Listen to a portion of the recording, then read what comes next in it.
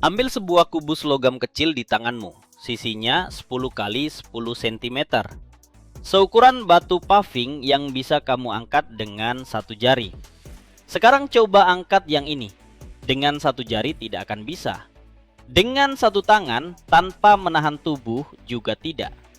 Kubus yang tampak biasa saja ini beratnya lebih dari 22 kg. Sama seperti sekarung semen yang berat.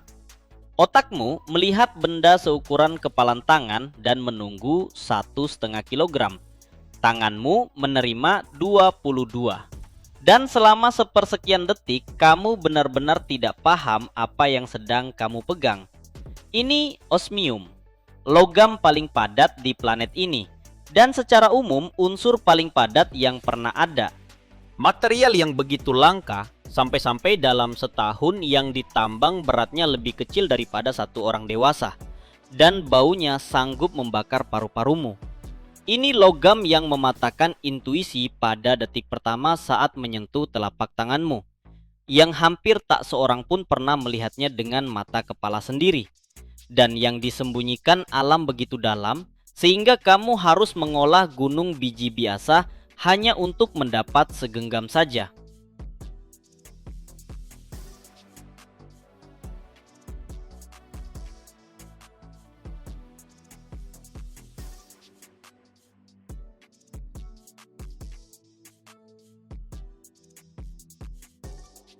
Mari mulai dari angkanya, karena justru angka itulah yang menentukan segalanya di sini. Kerapatan osmium adalah 22,59 gram per cm kubik. Ingat itu sebentar, lalu bandingkan dengan timbal yang bagi kebanyakan dari kita adalah patokan untuk sesuatu yang berat. Timbal punya 11,34. Osmium hampir 2 kali lebih padat daripada timbal. Pikirkan sejenak, kamu mengambil sepotong timbal yang nyaris tak sanggup kamu angkat. Lalu tiba-tiba seseorang berkata bahwa ada logam yang 2 kali lebih berat pada ukuran yang sama. Ini bukan soal sedikit lebih berat, ini jurang. 1 liter air beratnya 1 kg. 1 liter osmium beratnya akan lebih dari 22 kg. Kalau kamu mencetak darinya sebuah botol biasa berukuran 1,5 liter, kamu tidak akan sanggup mengangkatnya dari lantai dengan satu tangan. Dari mana datangnya kerapatan seperti itu? Jawabannya tersembunyi jauh di dalam atom. Inti atom osmium luar biasa berat dan sekaligus tersusun begitu rapat dan begitu cerdik, sehingga dalam 1 cm kubik termuat massa yang lebih besar daripada material lain manapun yang kita kenal di alam semesta. Ini bukan trik, ini materi paling padat yang pernah dijangkau tangan manusia. Karena itulah hampir tak seorang pun pernah melihat osmium secara langsung. Dan mereka yang pernah menggenggamnya di telapak tangan akan mengingat momen itu seumur hidup.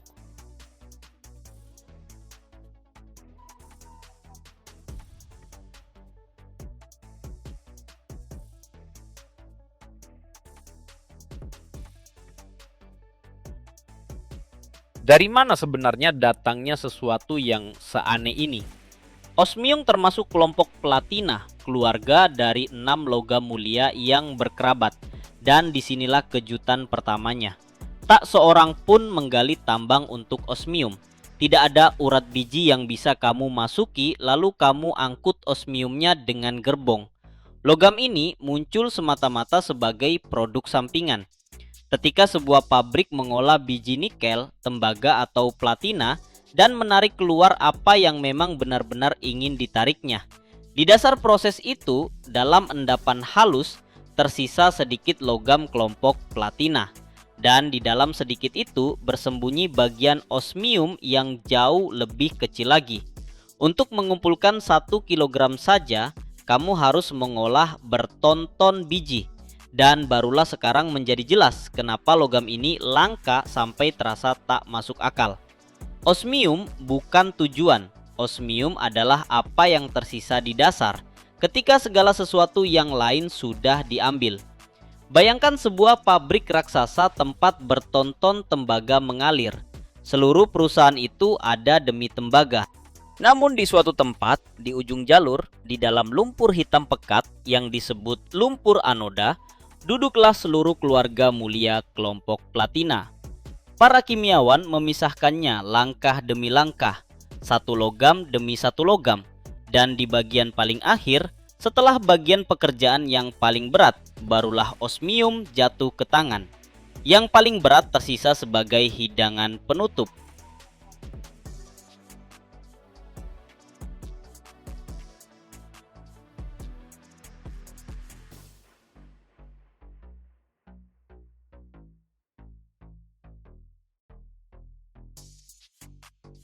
Justru karena itulah produksi tahunannya di seluruh dunia berada di suatu titik antara beberapa ratus kilogram dan 1 ton.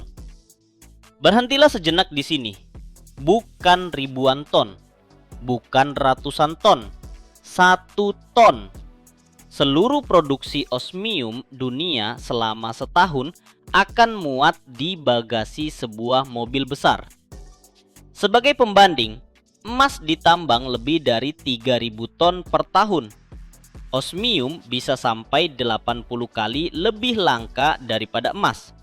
Dan itu bukan karena orang tidak membutuhkannya, melainkan karena secara fisik memang mustahil mendapatkan lebih banyak. Tidak ada cara untuk mempercepat alam. Seseorang di suatu tempat harus lebih dulu menambang segunung tembaga atau nikel, mengolahnya, memurnikannya, dan hanya dari sisa-sisanya, dari lumpur di dasar, secara perlahan, gram demi gram, mengumpulkan logam paling berat di dunia ini. Ini benar-benar harta karun yang tersembunyi di dalam limbah. Dan justru kelangkaan inilah yang menjadikan osmium salah satu logam termahal yang bisa dibeli. Harga per gramnya kadang lebih tinggi daripada emas karena kamu tidak hanya membayar materialnya saja. Kamu membayar berton-ton biji yang sudah diolah, bertahun-tahun kerja para kimiawan, dan kenyataan bahwa tak seorang pun bisa begitu saja memproduksinya sesuai pesanan. Osmium tidak dibuat. Osmium ditangkap dengan sabar.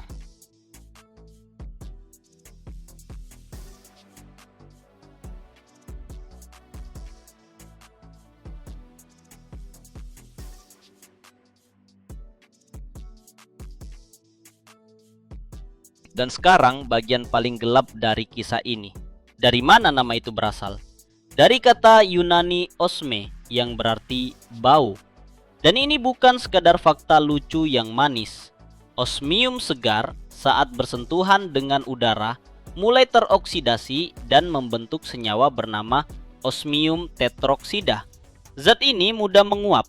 Ia sudah mendidih pada 130 derajat Celcius dan naik ke udara sebagai uap tak terlihat dengan bau tajam, menggigit, benar-benar mencekik.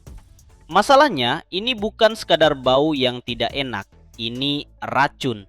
Uapnya menyerang mata dan paru-paru, cukup sedikit saja kadarnya di udara, dan selaput lendir mulai terbakar, penglihatan mengabur, bernapas berubah menjadi perjuangan.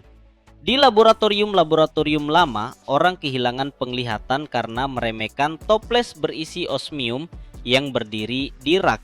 Cukup dengan sebongkah utuh yang terlalu lama tergeletak di udara dan di sekitarnya diam-diam muncul awan beracun. Karena itu, hari ini setiap orang yang bekerja dengan osmium murni melakukannya di bawah lemari asam yang rapat, memakai sarung tangan jauh dari wajah. Dan disinilah ironi nasib yang pahit. Osmium tetroksida yang sama, yang sanggup membutakan dalam dosis mikroskopis yang terkendali, justru melayani ilmu pengetahuan sebagai pewarna untuk mewarnai jaringan di bawah mikroskop, racun dan alat dalam satu zat. Logam yang tampak seperti bongkahan biru tua tak berdosa, sanggup menyerangmu hanya lewat napasmu sendiri. Keindahan dan ancaman terkunci dalam satu potongan.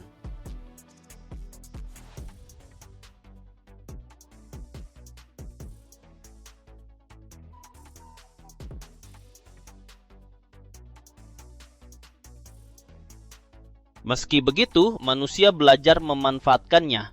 Karena osmium punya satu kartu as lagi, ia baru meleleh di atas 3000 derajat Celcius, yang menjadikannya salah satu logam paling tahan api yang ada. Sekaligus ia luar biasa keras dan tahan terhadap keausan. Karena itu ia dilebur bersama iridium menjadi paduan yang disebut osmiridium. Dan kemana ia berakhir? Ke tempat-tempat di mana komponen harus bekerja bertahun-tahun tanpa aus sedikit pun. Ujung pena tinta termahal yang menulis mulus selama beberapa generasi. Bantalan dan tumpuan mungil di dalam alat ukur presisi. Kontak listrik yang wajib bertahan melewati jutaan kali hubungan. Dan di bagian paling akhir, sesuatu yang jarang dipikirkan orang.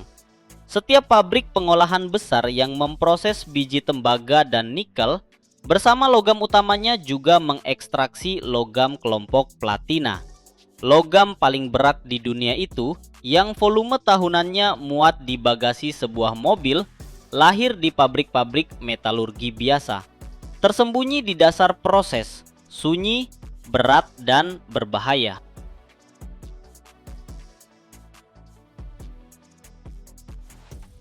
Saat ini juga, sementara kamu menonton ini, di dalam darah satu dari setiap 3 anak di planet ini. Dan itu berarti, hampir 800 juta anak terkandung timbal dalam kadar yang memaksa para dokter membunyikan alarm. Logam abu-abu yang berat ini dulu ada di udara yang dihirup kota-kota, dicat pada dinding kamar anak, di pipa tempat air minum mengalir, bahkan di dalam anggur para kaisar Romawi. Menurut berbagai perkiraan, hanya dalam 1 tahun saja paparan timbal merenggut antara 1,5 juta hingga 5,5 juta nyawa manusia. Padahal tanpa logam ini hampir tak ada satupun mobil di bumi yang bisa melaju. Tak ada foto ronsen yang bisa diambil, tak ada orang yang bisa dilindungi dari radiasi. Saya berdiri di sebuah pabrik peleburan timbal, tempat biji hitam pada suhu lebih dari 1000 derajat melahirkan logam yang sekaligus menyelamatkan dan membunuh. Titik leburnya paling rendah di antara semua logam, hanya 327 derajat. Ia selunak plastisin dan begitu berat sehingga sebatang seukuran bata beratnya sama dengan 2 bata besi. Hari ini kita akan menelusuri seluruh perjalanannya, dari biji beracun jauh di bawah tanah sampai ke aki di dalam mobilmu. Dan kamu akan paham kenapa logam ini disebut racun paling senyap dalam sejarah umat manusia.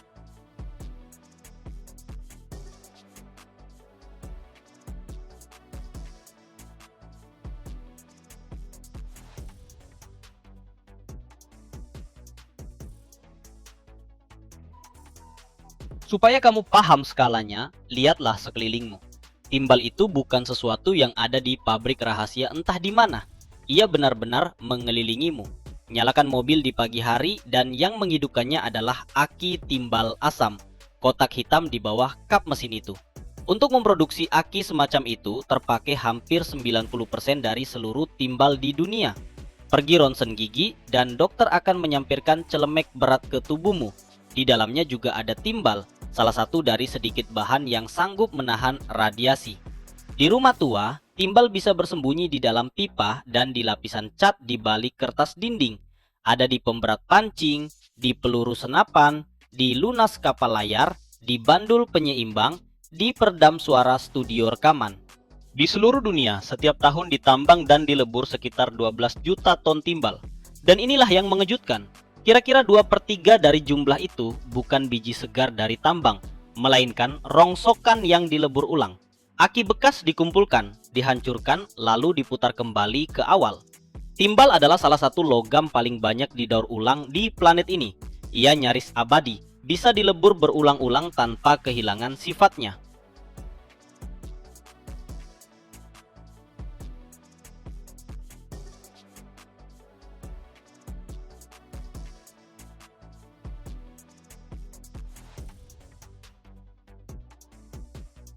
Jadi, logam macam apa ini dan kenapa manusia begitu berpegang padanya? Di dalam tabel periodik, timbal berdiri di nomor 82. Dan justru nomor yang sebesar itulah kunci dari segalanya. Semakin berat sebuah atom, semakin banyak partikel di dalamnya. Semakin padat pula logam itu terjejal, dan semakin sulit apapun menembusnya. entah itu sinar Ronsen atau radiasi gamma dari reaktor nuklir. Kerapatan timbal lebih dari 11 gram per sentimeter kubik. Artinya, pada volume yang sama, ia hampir 1,5 kali lebih berat daripada baja. Ambil bola kecil ke tanganmu, dan ia menarik telapakmu ke bawah, seolah ada pemberat yang disembunyikan di dalamnya. Padahal timbal luar biasa lunak, bisa digores dengan kuku, ditekuk dengan tangan, dipotong dengan pisau. Ia tidak berkarat. Begitu kena udara, ia langsung tertutup selaput kusam yang melindunginya dari kerusakan lebih lanjut. Dan ia meleleh dengan mudah yang nyaris konyol untuk ukuran logam, hanya pada 327 derajat. Api unggun tidak akan memberi suhu setinggi itu, tapi kompor gas biasa akan melelehkan timbal jadi genangan kecil dalam beberapa menit. Justru kemudahan pengerjaan inilah yang membuatnya jadi kesayangan para perajin sejak ribuan tahun lalu.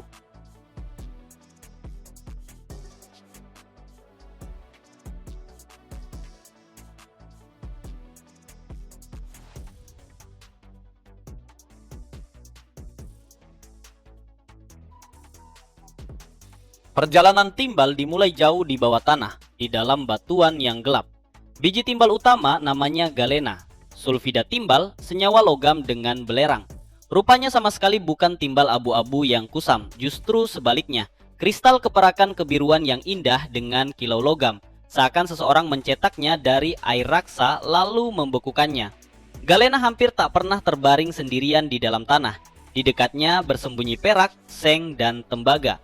Kadang perak di dalam biji timbal begitu banyak sehingga biji itu ditambang terutama demi logam mulianya, sedangkan timbal ikut sebagai bonus yang berharga. Biji diangkat dari tambang, dihancurkan lalu diperkaya. Batuan kosong dipisahkan supaya di dalam konsentrat tersisa galena murni sebanyak mungkin. Tapi di dalam konsentrat itu hampir separuh beratnya adalah belerang yang terikat kuat pada timbal.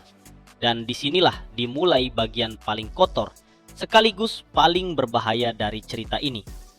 Untuk merenggut timbal dari pelukan belerang, bijinya harus dibakar. Dan ketika belerang dibakar, ke udara naik gas yang menyesakkan, gas yang bikin mata dan tenggorokan perih.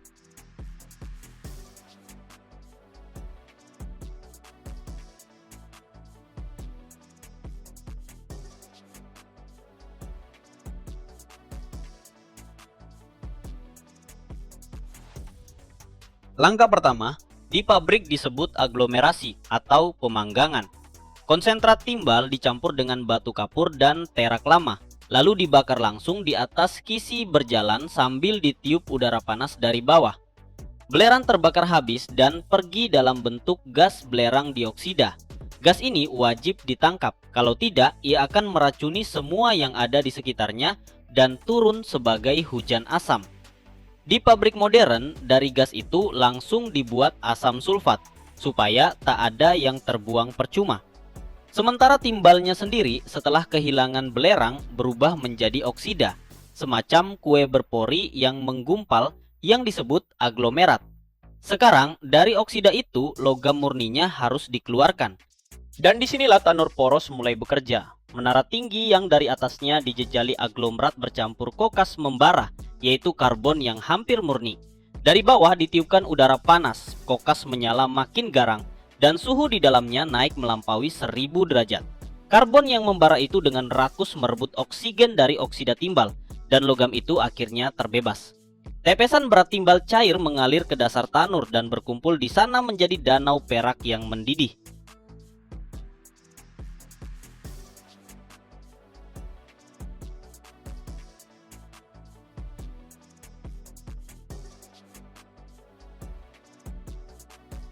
Yang mengalir keluar dari tanur itu belum timbal murni yang dipakai untuk aki. Itu yang disebut timbal kasar atau dalam istilah lama work bley. Paduan kotor dan keruh yang selain timbal juga berisi semua yang tadinya ada di dalam biji. Tembaga, arsenik, antimon, bismut, seng, dan bersama mereka perak bahkan emas. Dan sekarang mulailah pekerjaan pemurnian yang serapi kerja tukang emas yang berlangsung di dalam kuali baja raksasa. Mula-mula lelehan didinginkan sedikit, kira-kira sampai 700 atau 800 derajat. Lalu kotoran pertama diangkat dari permukaannya. Untuk membuang tembaga, ke dalam timbal dilemparkan belerang biasa. Belerang mencengkeram tembaga, tembaganya naik ke atas jadi kerak yang jelek. Lalu kerak itu disendok seperti orang menyendok kulit susu. Arsenik dan antimon dibakar dengan aliran udara dan uap. Keduanya teroksidasi dan ikut naik ke permukaan. Dan trik paling cantik disimpan untuk perak dan emas. Ke dalam kuali ditambahkan seng. Seng tidak mau menyatu dengan timbang, tapi dengan rakus ia menarik keluar seluruh perak dan emas, lalu mengapung sebagai lapisan tersendiri. Dan lapisan itu tinggal diangkat dan dikirim untuk diambil logam mulianya. Di pabrik yang bagus, dari biji timbal ikut didapak bertonton perak. Sesudah semua tahap itu, di dalam kuali tersisa timbal dengan kemurnian di atas 99%.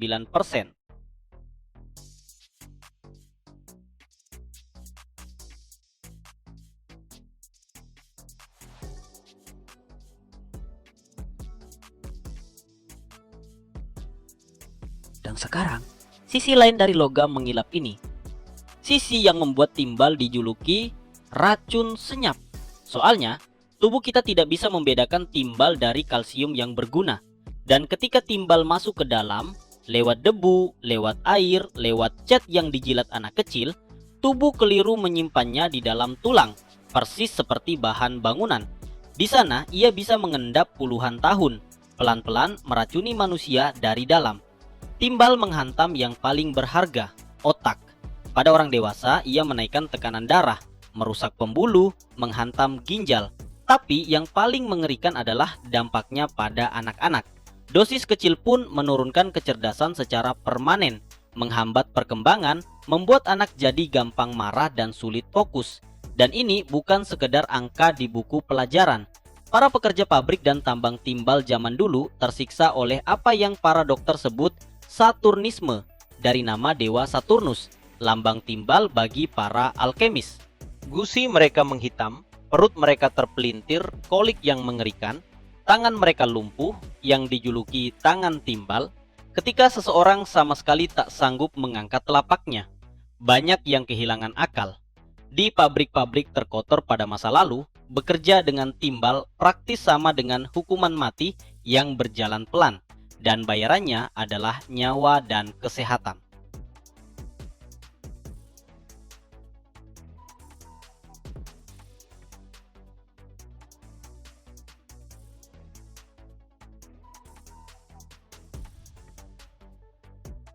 Dan yang paling mencengangkan, umat manusia sudah tahu soal ini ribuan tahun lamanya, tapi tetap saja mengelilingi dirinya dengan timbal.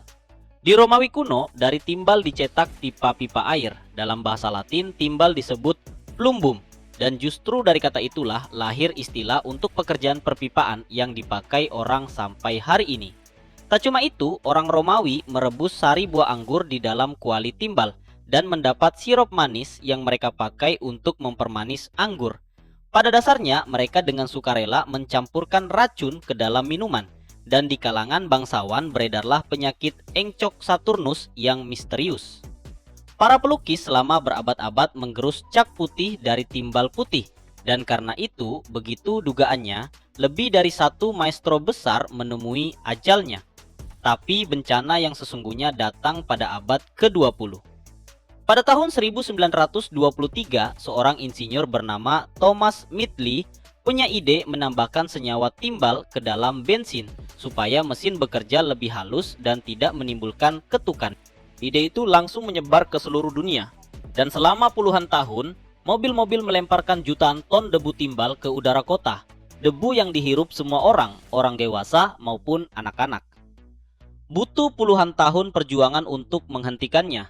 Bensin bertimbal dilarang negara demi negara, dan baru pada bulan Juli tahun 2021, negara terakhir di bumi, Aljazair, berhenti mengisi tangkinya dengan bensin itu.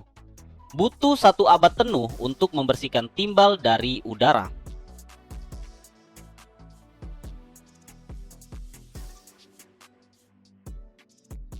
Saya kembali berdiri di dekat konveyor, tempat batangan timbal yang sudah jadi keluar dari tanur. Kelabu, berat dengan kilau yang kusam. Batangan itu ditumpuk rapi, diberi tanda sesuai kelompok produksinya. Dan para pekerja di sini memakai respirator dan sarung tangan, karena pelajaran masa lalu sudah dibayar dengan darah. Dan disinilah letak seluruh paradoks logam ini. Timbal yang sama, yang dulu meracuni generasi demi generasi, hari ini justru menyelamatkan nyawa. Perisai timbal yang tebal berdiri di antara manusia dan radiasi mematikan di setiap ruang ronsen dan di setiap pembangkit listrik tenaga nuklir. Aki timbal setiap pagi menghidupkan ratusan juta mobil. Dan timbal juga boleh dibilang logam paling jujur soal daur ulang. Aki bekas tidak dibuang, ia dihancurkan, dilebur, lalu dikembalikan bekerja lagi dan lagi. Dan 2/3 dari seluruh timbal hari ini memang yang seperti itu, yang dilebur berputar-putar. Mereka yang bilang bahwa timbal telah membinasakan lebih banyak orang daripada air raksa, mungkin tidak terlalu melebih-lebihkan. Skala kerusakannya yang senyap diukur dengan jutaan nyawa. Meski begitu, ini bukan cuma kisah tentang racun. Ini kisah tentang logam berat yang lunak, yang meleleh oleh nyala kompor biasa, yang sudah dijinakan manusia sejak zaman batu, dan sampai sekarang belum juga belajar hidup dengannya, maupun tanpanya.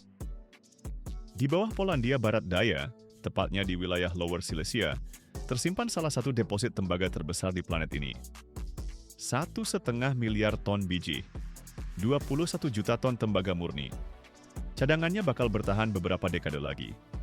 Di sini, pada kedalaman sampai 1.400 meter, itu sama dengan 140 lantai ke bawah, beroperasi perusahaan KGHM Polska Miedź. Setiap tahun mereka mengangkat hampir 400.000 ton tembaga ke permukaan. Satu-satunya tambang Eropa yang masuk 10 besar produsen tembaga terbesar dunia. Tapi itu belum semuanya. Di sini mereka juga menambang perak dalam jumlah gede banget, sampai-sampai KGHM jadi produsen nomor 1 di dunia untuk logam ini. Emas, nikel, timbal, rhenium, selenium, platinum. Semua dari satu biji. Hari ini kita bakal turun ke dunia bawah tanah ini, mengikuti perjalanan lengkap tembaga. Dari batu hitam di kedalaman 1 km sampai jadi kawat mengkilap, yang tanpa ini setiap pabrik, setiap ponsel, dan setiap mobil listrik di planet ini bakal berhenti beroperasi.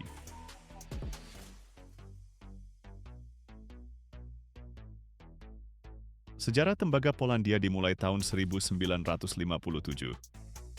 Geolog Jan Wyszykowski lagi ngebor di daerah kota Złotorija dan nemu deposit biji yang gede banget, sampai awalnya dia nggak percaya sama alatnya sendiri. Panjangnya 70 km, lebarnya 20 km. Sabuk tembaga Legnica Głogów ternyata jadi salah satu deposit terbesar di bumi. Tahun 1961 aja udah bikin tambang pertama. Sekarang ada 3, Rudna, Lubin, sama Polkowice Sieroszowice. Rudna yang paling gede.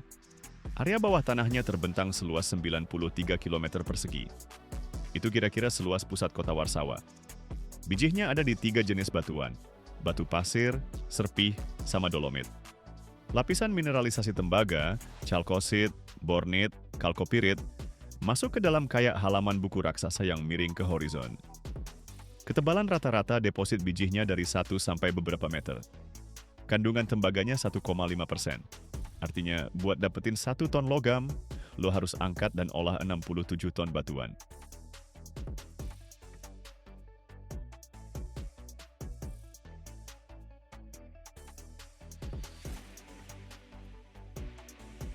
Sebelum mulai nambang di level baru, mereka harus bikin shaft dulu. Terowongan vertikal diameter 8 meter. Nah, di sini ada satu masalah yang bikin ribet banget. Lapisan air bawah tanah. Waktu bikin shaft pertama tahun 60-an, batuannya itu penuh air dengan tekanan gede banget. Kalau digali biasa, langsung kebanjiran lah. Makanya insinyur KGHM bikin metode unik. Mereka bekuin masif batuannya. Di sekeliling calon shaft, mereka bor lubang diameter 200 mm melingkar gitu. Terus pompain kalsium klorida yang didinginkan sampai minus 30 derajat. Habis 3-6 bulan, air di batuan sekitar calon shaft itu jadi es, jadi kayak dinding es tebelnya beberapa meter. Baru deh setelah itu mereka mulai bor shaftnya. Sekarang ada shaft baru GG1 di Kwidzyn, yang dioperasiin tahun 2024. Dalamnya 1.348 meter. Ini struktur tambang terdalam di Polandia dan proyek bawah tanah terbesar di industri metalurgi non-ferus Eropa.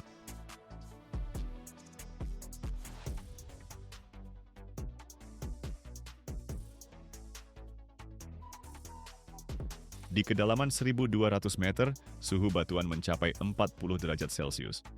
Tanpa AC, orang nggak bakal bisa bertahan hidup di sana.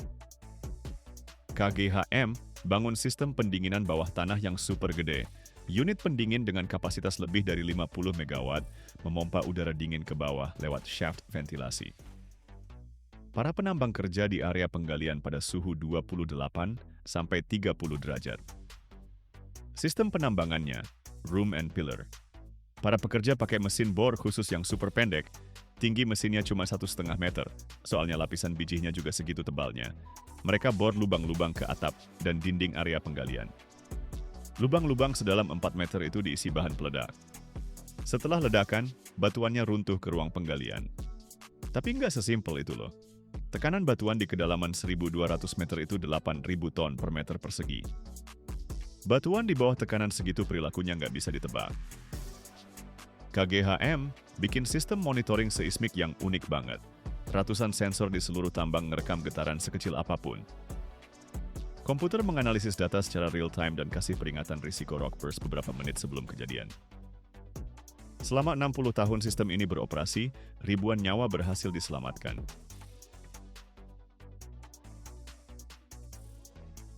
Bijih yang udah diledakin dimuat pakai mesin muat angkut. Sekop diesel gede banget yang bisa dikontrol dari jarak jauh. Kapasitas sekopnya 10 meter kubik, itu sekitar 25 ton bijih dalam sekali keruk. Mesinnya bawa bijih ke titik transfer, di situ bijih dituang ke dalam orepas.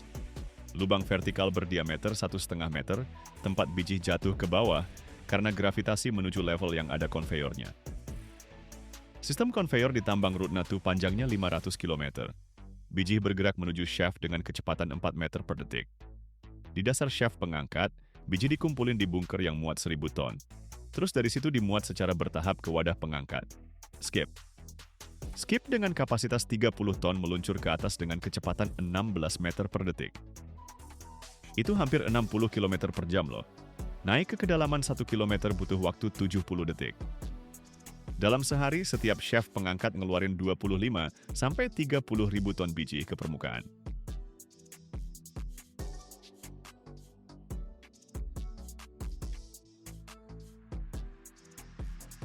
Di permukaan, biji dibawa ke pabrik pengolahan. Disinilah keajaiban pertama dimulai. Kandungan tembaga dalam biji cuma 1,5%.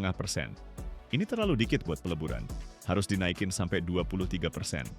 Bijih dipecah di mesin penghancur kerucut sampai jadi potongan ukuran 12 mm. Terus masuk ke penggilingan bola. Drum horizontal diameter 5 meter. Diisi penuh bola-bola baja. Drumnya muter, bola-bola berguling dan menggiling biji sampai jadi kayak bubuk. Partikel lebih kecil dari 0,1 mm. Bubur halus ini dimasukin ke mesin flotasi. Bak persegi panjang volume sampai 100 meter kubik masing-masing. Di situ ditambahin reagen khusus, xanthogenate sama pembuat busa. Udara bertekanan disemprotkan lewat bubur dari bawah, bikin jutaan gelembung. Reagen bikin permukaan mineral tembaga jadi hidrofobik, nolak air. Gelembung udara nempel ke partikel tembaga dan narik mereka ke permukaan jadi busa. Batuan kosong tenggelam ke dasar. Busanya dikerok. Ini konsentrat tembaga dengan kandungan 23% tembaga. Dalam satu siklus flotasi, 88-90% tembaga dari biji berhasil diambil.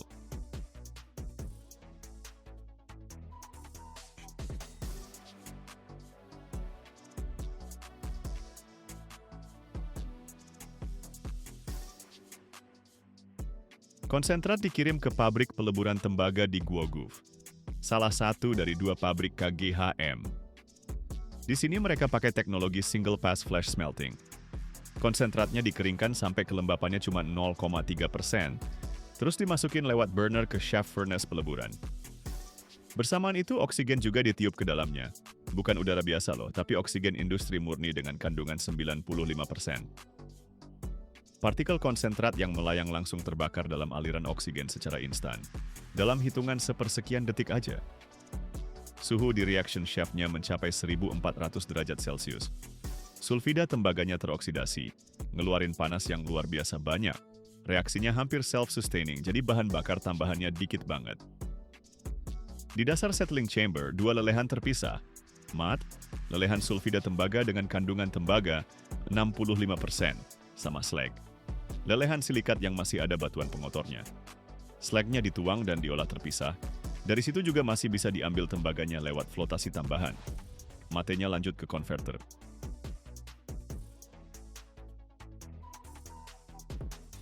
Oksigen dipompa ke dalam konverter yang berisi mate cair. Terjadilah oksidasi kedua. Belerang terbakar habis. Besi teroksidasi dan masuk ke dalam terak.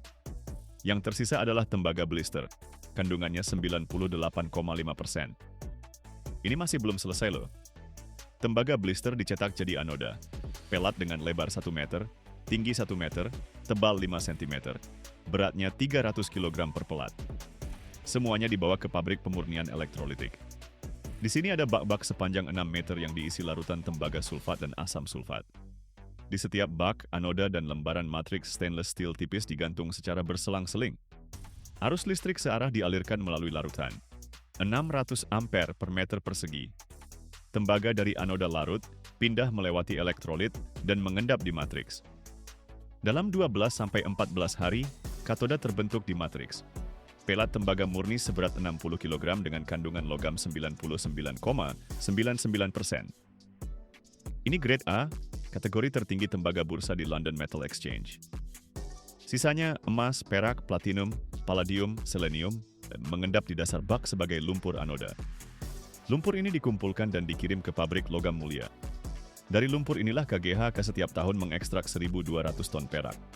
Lebih banyak dari produsen manapun di dunia.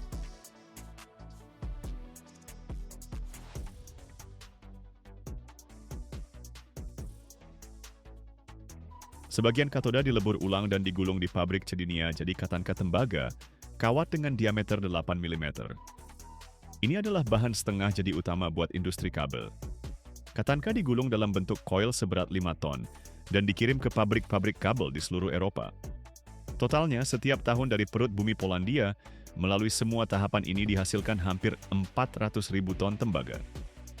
24 juta ton biji yang diangkat, 34.000 pekerja, dan semua ini demi logam yang tanpanya peradaban modern nggak mungkin ada.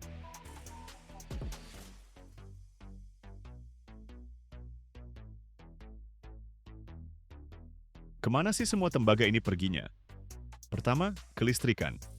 Setiap kabel, setiap kawat, setiap lilitan transformator, tembaga semua. Seluruh infrastruktur listrik di planet ini tergantung sama logam ini.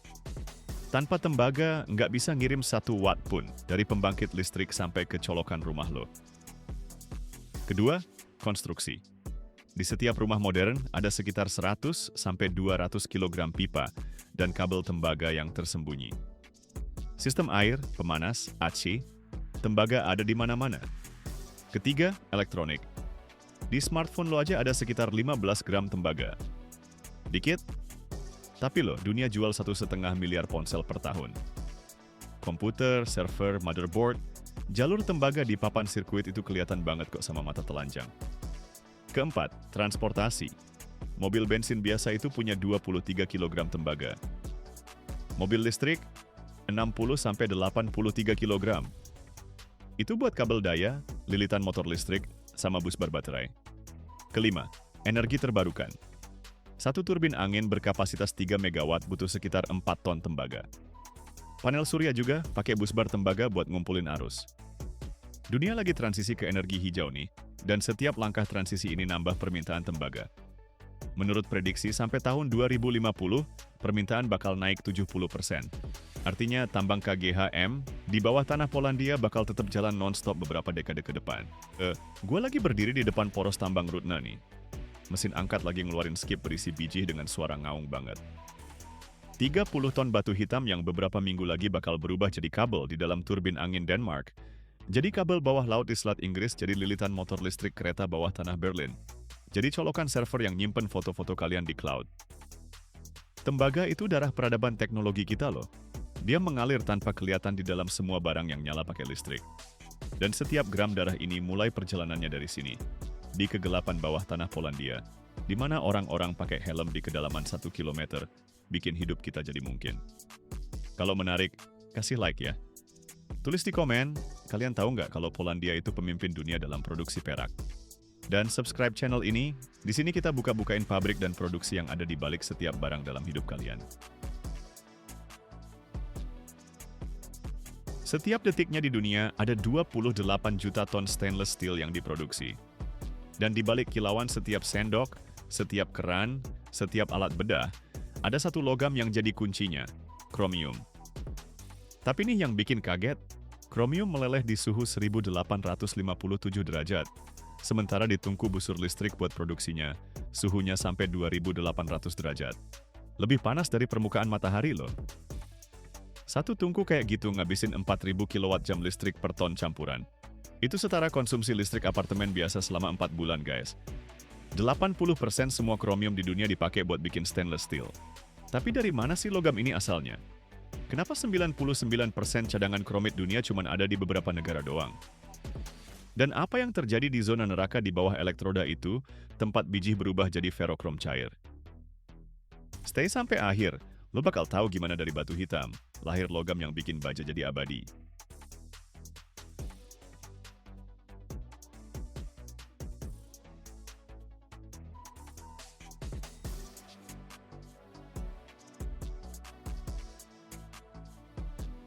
Bayangin tungku busur listrik raksasa setinggi gedung 3 lantai. 3 elektroda karbon dengan diameter sampai 2 meter tenggelam dalam lautan biji, kokas, dan flux yang lagi mendidih panas banget. Di antara ujung elektroda sama dasar tungku, busur listrik menyambar. Suhu di zona ini nyampe 2800 derajat Celcius. Ini lebih panas dari permukaan matahari loh. Udara di atas tungku getar-getar karena panasnya. Dari bawah atap yang setengah tertutup, keluar gumpalan asap dan gas yang ngebul. Di dalam tungku terjadi alkimia beneran. Biji kromium yang dicampur sama kokas mencair. Oksigen ngilang jadi gas karbon monoksida. Dan ferokrom cair. Campuran kromium sama besi. Ngalir ke dasar. Ini namanya tungku busur terendam. Dan disinilah sebagian besar ferokrom dunia diproduksi. Prosesnya jalan terus-menerus. Dari atas diisi biji dan kokas baru. Dari bawah secara berkala dikeluarin logam cair sama terak. Satu tungku kayak gini bisa punya daya dari 25 sampai 45 megavolt ampere.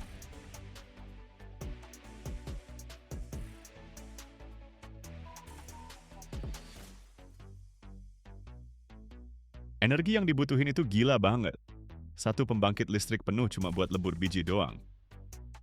Pas udah cukup banyak ferokrom cair yang terkumpul di tungku, para pekerja bakal ngebor tap hole, lubang khusus di sisi tungku. Nah, di situ mulai deh pemandangan yang bikin takjub. Aliran logam panas membara sama terak langsung muncrat keluar, ngalir lewat parit ke wadah raksasa. Suhunya tuh sekitar 1650 derajat.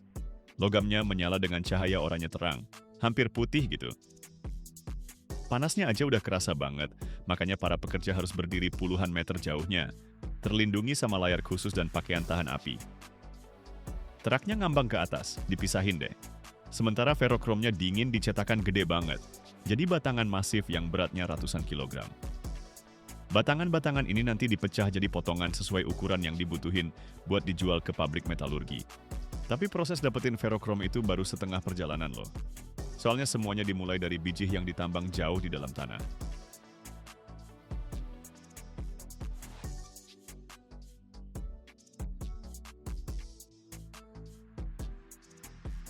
Kromit itu satu-satunya biji kromium yang dipakai di industri. Mineralnya berwarna coklat tua, hampir hitam, dengan kilauan metalik. Rumus kimianya, oksida besi sama kromium.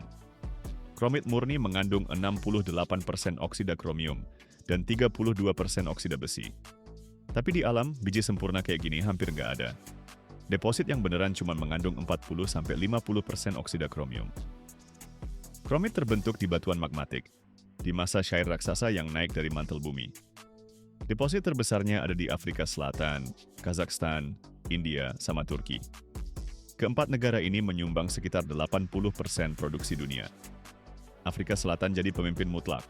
Deposit mereka di kompleks Bushveld punya 200 juta ton kromit. Ini lapisan biji yang membentang ratusan kilometer dan turun ke kedalaman ribuan meter. Kazakhstan punya cadangan 230 juta ton. India 54 juta ton.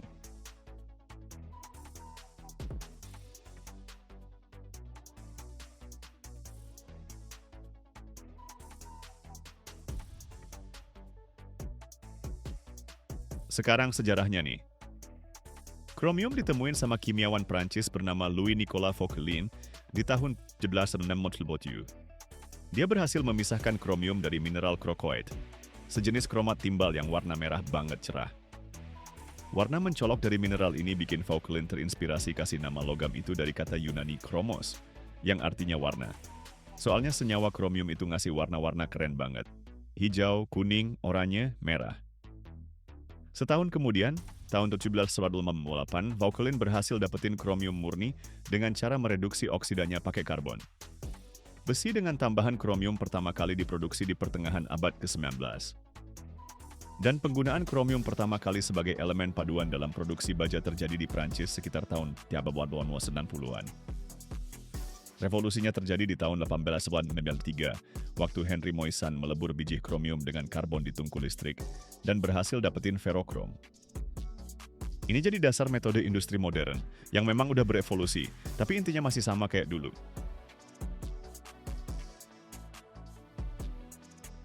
Kromit ditambang dengan dua cara, tambang terbuka dan tambang bawah tanah. Tambang terbuka dipakai kalau bijihnya nggak terlalu dalam. Ekskavator gede banget ngangkat tanah sama batuan penutup, sampai lapisan kromitnya kelihatan. Habis itu bijihnya diledakin, dimuat ke truk tambang jumbo yang bisa ngangkut sampai 300 ton, terus dibawa ke pabrik pengolahan. Tambang bawah tanah dipakai buat cadangan yang dalamnya ratusan meter, kadang sampai kilometer. Mereka bikin terowongan turun ke bawah, ledakin bijihnya, muat ke kereta kecil, terus angkat ke permukaan. Bijih yang baru ditambang itu belum murni kromit loh. Masih campur sama batuan kosong dan mineral lain. Makanya perlu diolah dulu. Pertama dihancurin pakai mesin pemecah gede. Bongkahan sebesar mobil jadi potongan sekepalan tangan. Terus digiling di mesin bola sampai jadi kayak pasir, atau bahkan debu. Habis itu baru deh proses pemisahan. Kromitnya dipisahin dari batuan kosong.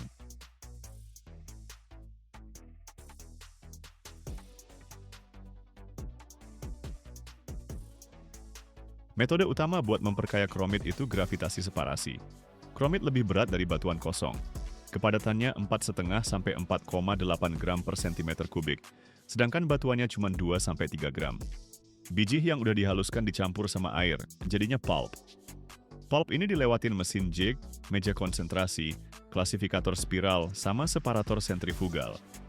Karena gravitasi, butiran kromit yang lebih berat bakal mengendap lebih cepat, sementara batuan kosong yang ringan ke bawah aliran air. Ada juga yang pakai separasi magnetik. Kromit itu magnetnya lemah, tapi separator magnetik intensitas tinggi yang modern bisa narik dan misahin kromit dari pengotor non-magnetik. Setelah diperkaya, jadilah konsentrat kromit dengan kandungan kromium oksida, 46% ke atas. Ini udah jadi bahan baku siap pakai buat metalurgi. Konsentratnya dihilangkan airnya, dikeringin, terus dikirim ke pabrik ferroalloy. Buat produksi ferokrom butuh bijih berbentuk gumpalan. Bubuk halus nggak bakal meleleh dengan baik di tungku.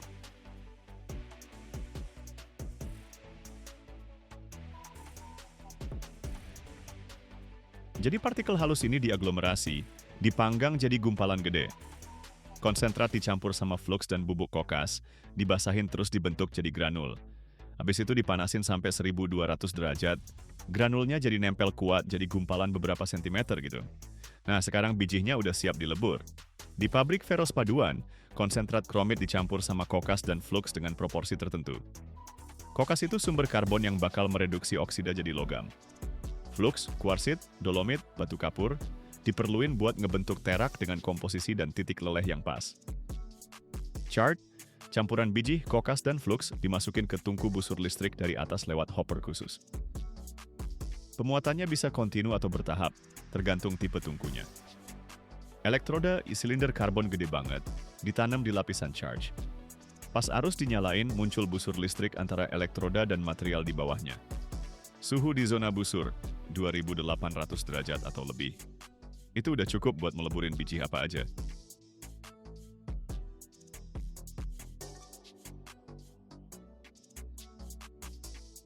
Di dalam tungku terjadi reaksi kimia yang kompleks banget.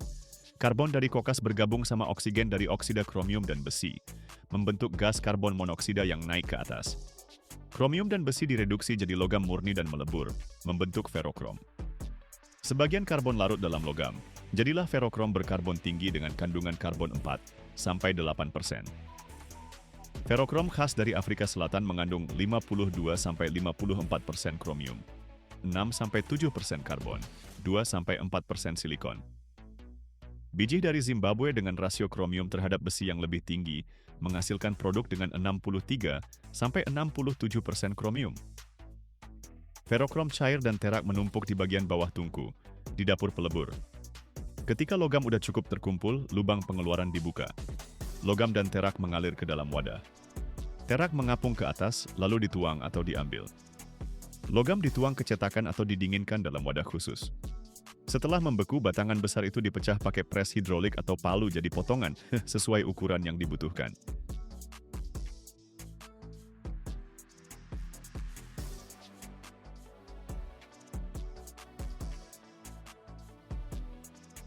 Produksi ferokrom itu boros energi banget. Untuk 1 ton ferokrom karbon tinggi, butuh 2.000-4.000 kWh listrik. Makanya pabrik ferroalloy dibangun di negara yang listriknya murah. Sering banget deket sama pembangkit listrik tenaga air. Hasil ekstraksi kromium dari biji sekitar 90% kalau kondisinya bagus. 10% sisanya jadi slag. Slag bukan cuma limbah loh. Logam yang masih nyangkut di dalamnya diekstrak pakai metode pengayaan mineral, sisanya dipakai buat konstruksi. Ferokrom itu bukan produk akhir. Ini dikirim ke pabrik baja, terus ditambahin ke baja cair buat proses alloying. Kromium bikin baja tahan korosi, keras, dan tahan panas tinggi. Stainless steel mengandung 10-20% kromium. Rata-ratanya 18%. Kromium inilah yang ngebentuk lapisan tipis oksida nggak kelihatan di permukaan baja yang melindungi logam dari karat. Jadi gini nih, dari batu hitam di perut bumi lewat ledakan di tambang terbuka, crushing dan pemurnian, lewat nerakanya tungku busur listrik di suhu 2800 derajat, lahirlah ferokrom. Paduan yang kasih baja kehidupan abadi dan kilau, tahan terhadap waktu dan korosi.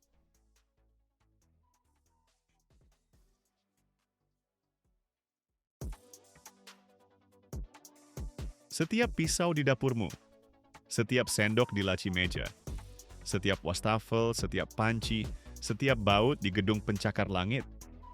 Semua ini ada gara-gara satu batu abu-abu kehijauan yang ngebetot ratusan meter di bawah tanah. Biji nikel. Tanpa ini, nggak bakal ada yang namanya baja tahan karat. Sama sekali. Nikel itu yang bikin besi biasa jadi logam yang nggak bakal berkarat puluhan tahun. Tambahin 8% nikel ke dalam baja, langsung tahan air laut, asam, suhu ekstrem. Tiap tahun manusia nambang 3 juta ton logam ini. Nilainya? 50 miliar dolar. Tapi perjalanan dari batu di dalam tanah sampai jadi lembaran baja mengkilap. Itu neraka teknologi, bro. Ada ledakan di tambang terbuka. Peleburan di suhu 1500 derajat. Rendaman kimia pakai asam sulfat. Elektrolisis dengan tegangan ribuan volt. Gimana caranya dari batu abu-abu yang kelihatan kayak kerikil biasa, bisa jadi logam dengan kemurnian 99,9%? Tonton sampai habis, lo bakal lihat gimana dasarnya peradaban modern ini lahir.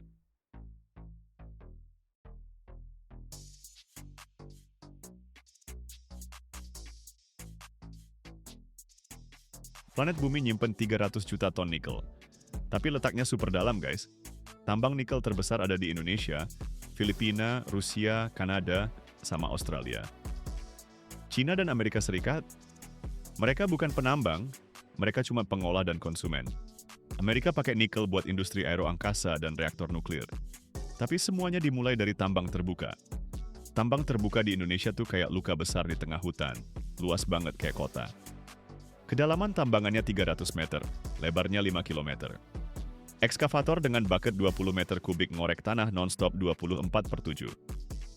Biji di sini namanya laterite, batu warna merah coklat yang mirip tanah liat. Di dalamnya cuma ada 1-2% nikel doang.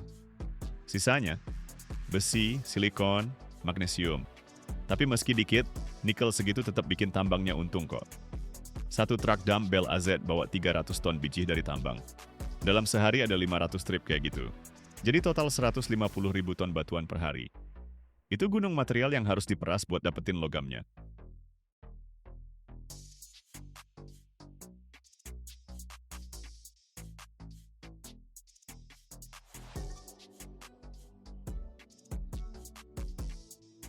Bijinya dibawa ke tempat pengolahan awal. Di sini mereka nge-crush dan sortir bijihnya. Mesin penghancur rahang raksasa ini bisa ngancurin bongkahan sebesar mobil, sampai jadi potongan 10 cm doang. Suaranya berisik banget, sampai-sampai pekerjanya harus pakai headphone noise cancelling. Terus penghancur berbentuk kerucut ini ngancurin batuan sampai jadi seukuran kerikil. Mesin penggiling yang pakai bola-bola baja yang udah dikerasin ini, ngubah kerikilnya jadi bubuk. Di dalam drum putar sepanjang 20 meter, bola-bola baja diameter 10 cm, ngepukul-pukul biji nikelnya. Setelah diputar selama 6 jam, batuannya jadi debu. Debu ini terus dicampur sama air. Jadinya kayak cairan kental gitu. Cairan ini dilewatin ke separator magnetik. Biji nikel itu sifat magnetnya lemah, tapi besi di dalamnya lebih kuat kemagnetannya. Sebagian batuan kosong yang nggak berguna ikut kesaring. Konsentrasi nikelnya naik dari 2% jadi 4%. Masih dikit sih, tapi udah lebih bagus. Cairannya dikentalin di bak pengendapan gede banget. Airnya dibuang, sisanya pasta basah. Pasta ini dikeringin di mesin pengering drum dengan suhu 200 derajat.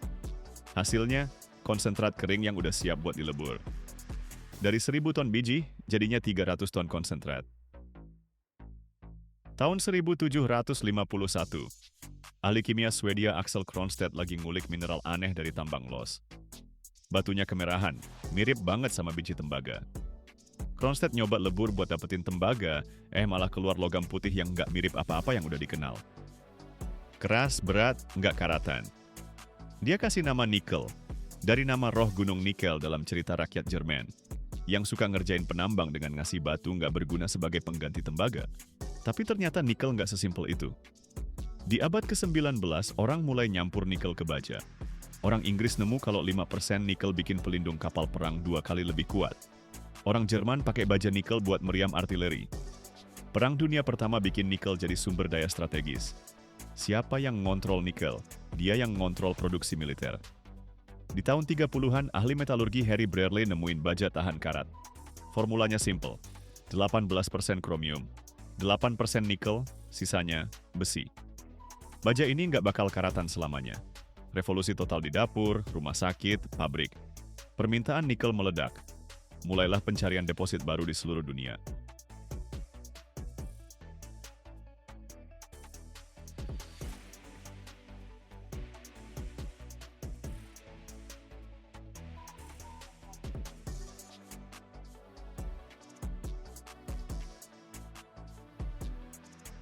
Tahun 60-an, ditemukan deposit raksasa di Kaledonia Baru sama Indonesia. Biji laterit ini nggak main-main, ada miliaran ton nikel di dalamnya. Tapi ada masalahnya nih, biji-biji ini nggak bisa dilebur pakai cara biasa. Terlalu banyak campuran, komposisinya ribet banget. Butuh teknologi baru. Orang Kanada nyiptain proses Sherritt-Gordon. Orang Cina bikin metode pirometalurgi RKIF, rotary kiln, electric furnace, ferrochrome. Setiap negara bikin cara sendiri buat ngambil nikelnya. Sampai tahun 2000-an, Cina udah jadi pemroses utama. Mereka bangun puluhan pabrik di Indonesia sama Filipina. Strateginya simple, kontrol pemrosesannya, kontrol pasarnya.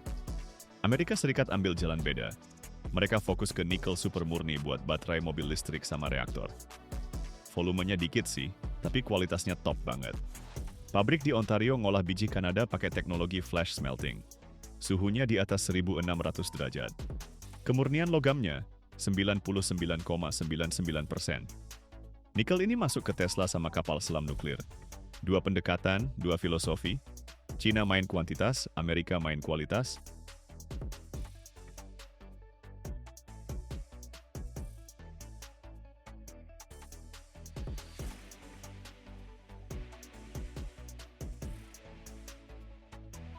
Ruang peleburan, tempat paling panas di pabrik. Di tengah ruangan berdiri tungku listrik setinggi gedung 5 lantai. Dayanya 100 megawatt. Itu kayak 10.000 rumah yang nyala bareng-bareng. Konsentrat biji nikel dimasukin dari atas bareng sama kokas dan flux. Kokas itu karbon murni, sumber panasnya. Flux batu kapur sama kuarsa, mereka ngiket batuan kosongnya. Lewat elektroda grafit dialirin listrik sebesar 100.000 ampere. Tegangannya 200 volt. Suhu di tungku naik sampai 1500 derajat dalam sejam. Bijihnya meleleh. Logam berat, nikel, besi, kobalt, mengendap di dasar. Truk yang ringan ngambang ke atas. Pemisahan ini penting banget. Setelah 8 jam peleburan, tungku siap dikeluarin. Dari bawah dibuka lubang keluarnya. Logam cair mengalir lewat saluran ke wadah. Cahayanya putih terang, suhunya 1400 derajat. Pekerja pakai kostum perak ngontrol prosesnya dari jarak jauh. Satu wadah nampung 50 ton logam. Ini mate, campuran nikel, besi, dan belerang. Kandungan nikelnya 20%. Itu masih kurang, perlu pemurnian lanjutan.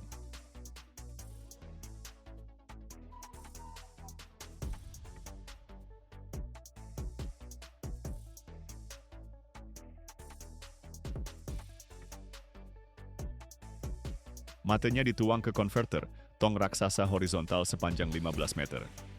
Oksigen juga ditambahin ke dalamnya. Proses blowing dimulai. Oksigen dengan tekanan 10 atmosfer ditiup ke dalam lelehan lewat tuyere. Reaksinya eksotermik. Panas yang dihasilkan segitu banyaknya sampai suhu naik jadi 1600 derajat tanpa pemanasan dari luar. Belerang sama besi teroksidasi, terbakar habis. Tegas baru terbentuk, lalu dibuang.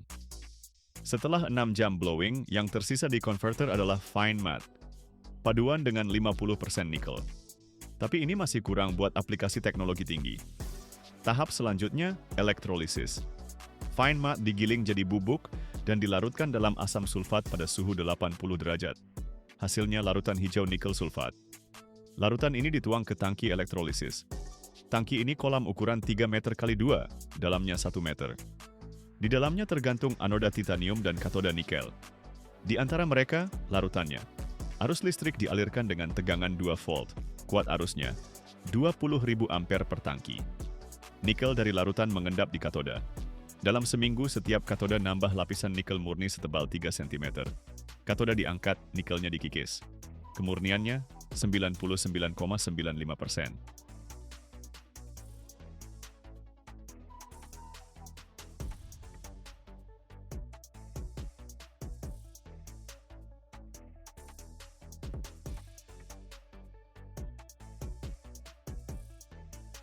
Nah gitu deh, setelah melewati ledakan, penghancuran, peleburan di suhu lebih dari 1500 derajat, oksidasi, pelarutan dalam asam, dan elektrolisis, batu abu-abu yang nggak menarik itu berubah jadi logam berkilau yang ngubah dunia. Tanpa nikel, nggak bakal ada gedung pencakar langit.